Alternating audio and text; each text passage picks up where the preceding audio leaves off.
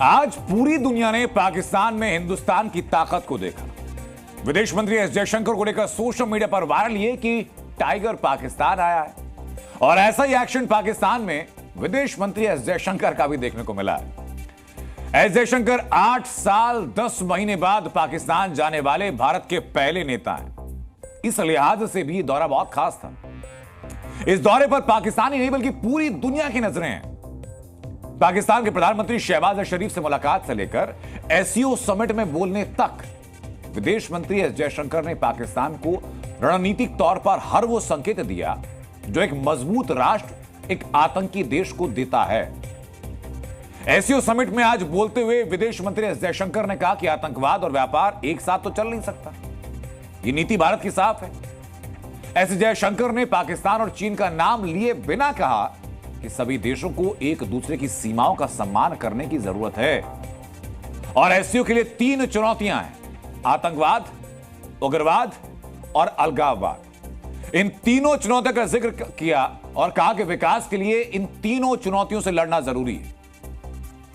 S Jaishankar ने China और पाकिस्तान का जो इकोनॉमिक कॉरिडोर है यानी सीपीईसी, उसके बारे में बात भी की और यह सीधा कहा कि आपसी सहयोग में एक दूसरे की संप्रभुता का ध्यान रखा जाना चाहिए।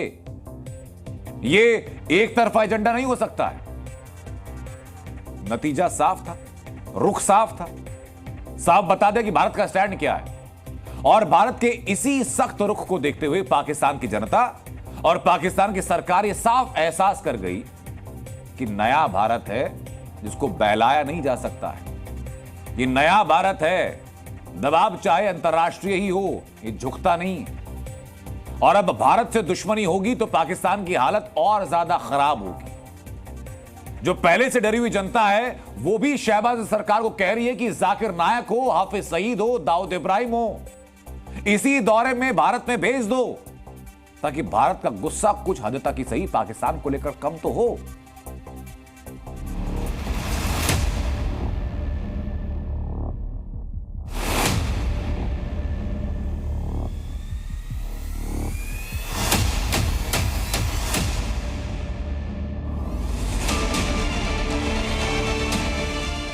जयशंकर के तेवर ने पाकिस्तान को सकते में डाल दिया।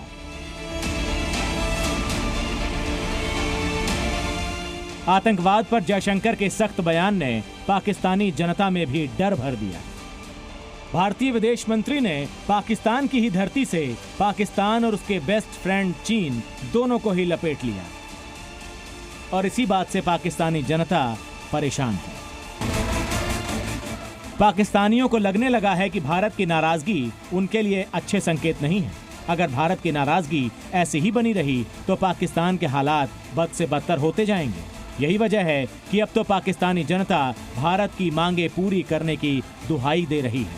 वो हाफिज सईद जैसे आतंकियों को भारत को सौंपने की अपील कर रही है। जयशंकर ने एससीओ की मीटिंग में जाना तो कबूल कर लिया था, लेकिन पाकिस्तान को 2 टूक लहजे में कह दिया था कि कोई द्विपक्षीय वार्ता नहीं होगी।